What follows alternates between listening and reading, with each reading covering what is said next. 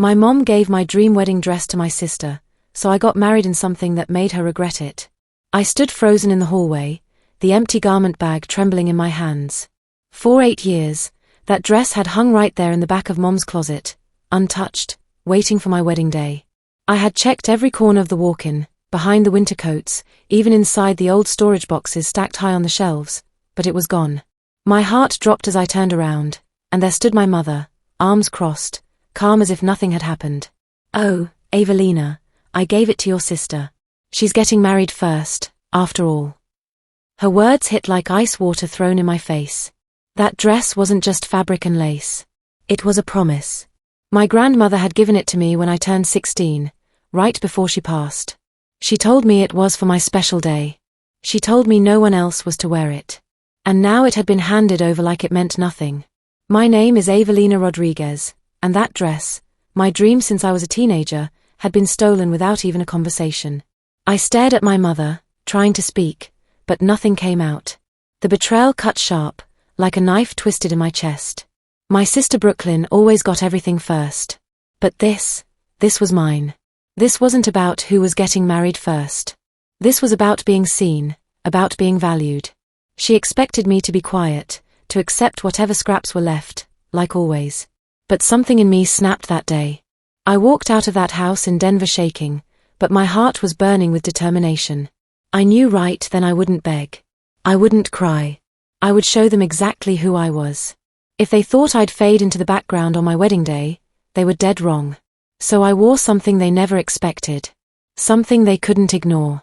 Something that made my mother cry, not out of pride, but out of the sudden realization that I was no longer the quiet girl in the background. I had become unforgettable. I grew up in Lakewood, Colorado, in a house full of unspoken rules and obvious favoritism. My sister Brooklyn was always treated like royalty.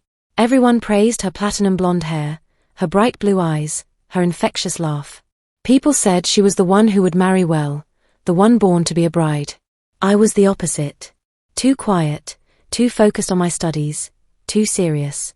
They said I read too much, thought too much, and didn't smile enough for pictures. Even my own mother would shake her head and say, "Evelina, why can't you be more like your sister?" But there was one person who saw me differently, my grandmother, Nana Carmen. She was strong, wise, and didn't care about appearances or popularity. On my 16th birthday, she pulled me aside with a secret smile that I'll never forget. She unzipped a large preservation bag and showed me the most beautiful vintage wedding dress I had ever seen.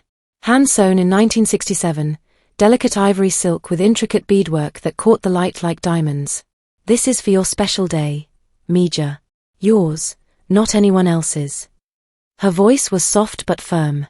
She didn't believe in favoritism. She believed in me.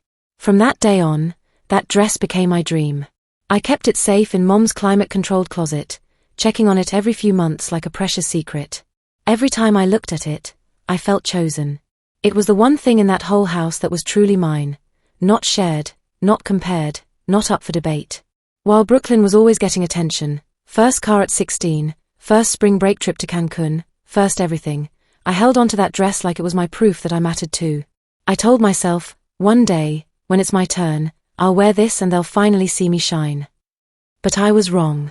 Because when it came down to it, even that one sacred promise, the one thing that had been mine since I was a girl, was taken away like it didn't mean anything at all. Brooklyn was always the star of our family. She got everything first, and everyone acted like that was just the natural order of things. Her first iPhone came at 13 while I waited until 15 for a hammer-down. She traveled to Europe for her graduation gift while I stayed home to work at the local Barnes and Noble. Her birthday parties were elaborate affairs at country clubs with professional photographers and 3-tier cakes. Mine were simple dinners at Olive Garden with a store-bought dessert. But I learned to smile through it all. I told myself, one day it'll be my turn to shine. When I got engaged to David, it was quiet and understated. Just a simple proposal at our favorite coffee shop in Boulder. I called Mom afterward, practically bursting with excitement, and she said, "Oh, that's nice, honey. Congratulations." That was it. No celebration, no champagne, not even a congratulatory dinner. I didn't complain, I was used to being in the background. But 3 months later, Brooklyn got engaged to her boyfriend Trevor, and suddenly our entire house exploded with excitement. There were professional engagement photos at Red Rocks, champagne toasts every night, and engagement parties that looked like they belonged in Southern Living magazine. Mom was laughing louder than I'd ever heard her laugh, posting everything on Facebook like Brooklyn was marrying into the royal family. I sat there invisible at Brooklyn's engagement celebration, smiling because that's what I'd always done. I watched our relatives fawn over her ring, her dress, her venue plans, while my own engagement announcement got buried under the avalanche of Brooklyn worship. And then one morning in March, I went to check on my wedding dress, my grandmother's gift, the one thing that had been waiting for me since I was 16. But the preservation bag was gone. I searched Mom's entire walk-in closet, every shelf, every storage box in the attic. Then I saw it. The dress was hanging in Brooklyn's room, altered and bedazzled with rhinestones that definitely weren't part of Nana Carmen's original design. I couldn't breathe. When I confronted Brooklyn, she didn't even look guilty. "Well, I'm getting married first, Ava. It makes sense, right?" she said, not even looking up from her phone. That's when it hit me like a freight train. Brooklyn didn't just get things first. She got everything, even the one thing that was never meant for her. When I asked my mother why she gave my dress away, she looked at me like I was being dramatic over nothing. She didn't even blink. "Brooklyn is getting married before you, Evelina. It just makes sense," she said, as if that simple fact was enough to erase my feelings completely. Then she added the words that still sting, "You're always so practical anyway. You'll understand." She said it like being practical meant I didn't deserve beautiful things, like my dreams were somehow less important because I wasn't the flashy daughter. I stood there stunned. My grandmother's final gift, my one piece of magic, was being treated like some extra fabric lying around in storage. My mother spoke as if it had no meaning, as if I had no claim to something that was specifically given to me. Later that day, I walked past Brooklyn's room and stopped cold. The dress was hanging prominently on her closet door, but it wasn't the same dress anymore. It had been dramatically altered, taken in, shortened, and completely redecorated. The soft, vintage beadwork had been covered with gaudy rhinestones that caught the light wrong. The elegant train had been chopped off.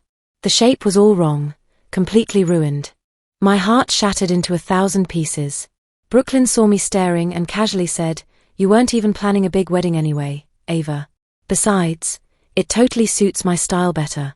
Don't you think the bling makes it pop?" That moment broke something fundamental inside me. It wasn't just about the dress anymore. It was about 22 years of being overlooked, dismissed, and told to understand. 22 years of watching my sister get first pick of everything while I waited patiently for my turn. 22 years of my voice, my plans, my feelings never coming first in this family. The one thing I thought was safe, sacred, and untouchably mine had been stolen and destroyed right in front of me. I left the house without saying another word. My hands were shaking with rage, but my mind was crystal clear. They expected me to go along with it, to find some backup dress at David's bridal, smile politely at the wedding, and keep quiet like I always did. But that night, I made a promise to myself that changed everything. I wouldn't be erased anymore. Not this time. If they were going to steal my moment, I'd create one they could never ignore, never forget, and never take credit for. I sat alone in my apartment that night, staring at the simple white dress I had ordered from BHLDN as a backup option. It felt empty now, like it didn't belong to me. After everything that had happened, I couldn't walk down the aisle wearing something that looked like everyone else's Pinterest board. I needed something powerful, something that told my story without me having to say a single word. I picked up my phone and called Isabella Morales, my late grandmother's closest friend and a retired fashion designer living in Santa Fe. I hadn't spoken to her in 2 years, but when she answered, I said just one thing, "Isabella, I need you to make me something no one will ever forget." She didn't ask questions. She didn't need the whole story. She said, "Mija, I'll design it from the heart, the same way your abuela used to create. Every stitch will have purpose." Over the next 3 weeks, Isabella sent me sketches of bold silhouettes and rich colors. She told me she was praying over every piece of fabric. She said, "This isn't just a dress, Evelina. This is your voice made visible." When the dress finally arrived, I opened the shipping box slowly, and my breath caught in my throat. It was deep burgundy red, rich and commanding. The entire gown was hand-embroidered with intricate golden patterns inspired by our Mexican heritage, symbols of strength, growth, and rebirth that told the story of our bloodline. Down the spine ran delicate gold threading that caught the light like fire dancing on silk. The veil was crafted from imported Spanish lace, soft but strong, filled with centuries of tradition and wisdom. It was nothing like the white dress I had once dreamed of wearing. And yet, it was everything I never knew I needed. I didn't want to look like a bride from a magazine anymore. I wanted to look like a woman born of fire and grace, a woman who knew exactly who she was. As I stood in front of my mirror wearing the dress for the first time, I felt something fundamental shift inside me. I wasn't the forgotten daughter anymore. I wasn't someone waiting to be noticed or chosen. I was the moment now. And they would remember me forever. The church doors opened, and everything went completely silent. Then came the gasps, soft at first, then louder and more frequent. People stood up, turning to look, craning their necks to see better. There was no traditional white dress, no predictable veil trailing behind me like everyone expected.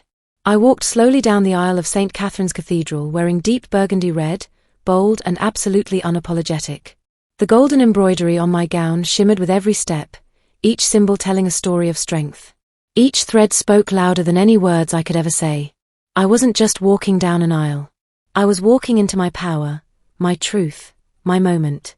Even Father Martinez stopped mid-sentence when he saw me. His eyes widened with surprise, then softened with genuine awe. David, standing at the altar in his charcoal grey suit, looked like he had forgotten how to breathe. When I reached him, he leaned close and whispered, "Evelina, you look like absolute royalty." I smiled, but only slightly. I wasn't here to impress anyone or seek their approval. I was here to claim my rightful place. From the corner of my eye, I could see my mother in the front row. She clutched her chest like she couldn't believe what she was witnessing. Her mouth fell open, but no words came. Tears started streaming down her cheeks before the opening prayer was even finished. This wasn't the bride she had imagined or planned for. This was a woman she had tried to keep in the background for 22 years, and now she couldn't look away. She couldn't dismiss me or overlook me anymore. Brooklyn sat 3 rows back, wearing the altered white dress that was supposed to be mine. She kept adjusting it nervously, pulling at the fabric like it didn't fit right anymore, like it was somehow slipping from her control. The gaudy rhinestones looked cheap and desperate compared to the hand-embroidered gold on my gown. That day, there was absolutely no confusion about who the bride was. Every eye in that church followed me. Every phone camera turned in my direction. People whispered my name like they were saying it for the very first time. For once in my life, I wasn't the shadow beside my sister. I wasn't the quiet girl in the corner. I was the moment itself. I was unforgettable. After the ceremony, while guests were mingling and mariachi music filled the reception hall, my mother pulled me aside. Her face was tight with confusion and raw emotion. She looked me up and down, still trying to process what had just happened. Then she asked, "Evelina, why did you wear that costume?" Her voice wasn't angry, it was shaken, almost small and uncertain. I looked her straight in the eye. I didn't raise my voice or cry or make a scene.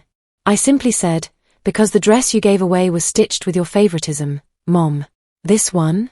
This was stitched with my story, my heritage, and my truth. She didn't respond. Her mouth opened slightly like she wanted to defend herself, but nothing came out. She just stood there in stunned silence, holding all her justifications inside, maybe realizing for the first time what she had actually done to me. Brooklyn avoided me completely. She didn't stay for the reception. She didn't even call after the wedding to congratulate me. I wasn't surprised. She had taken what wasn't hers and watched it become meaningless the moment I showed up in my authentic power. But the world noticed me in ways I never expected. My wedding photos spread across social media like wildfire. People shared them with captions like, "This is how you honor your roots," and "The Latina bride who broke every rule beautifully." I started receiving messages from women all over the country. Some were in tears, some were in complete awe. They said they felt seen through me, inspired by my courage. People weren't just reacting to a pretty dress, they were responding to something deeper. A woman who refused to shrink. A woman who dared to be herself when everyone expected her to disappear. 6 months later, I launched my own bridal line called Evelina Atelier. We don't make dresses for Instagram likes. We create statement pieces for women who want to walk into their marriage as their full, unedited, powerful selves. The original burgundy dress is now displayed at the National Museum of Mexican Art in Chicago. Thousands of visitors come to see it every year. They call it a symbol of cultural pride, authentic voice, and unshakable strength. My mother now has a framed photo of me from my wedding day prominently displayed in her living room. She says nothing when guests ask about it, but I can see the mixture of pride and regret in her eyes. She finally understands that I didn't ruin anything that day. I simply chose myself. To every woman who's been treated like the second choice, the background character, the not enough, you don't need anyone's permission to shine. Create something that is fully, loudly, and beautifully yours. Because when they try to give your power away, that's exactly when you rise and become unforgettable.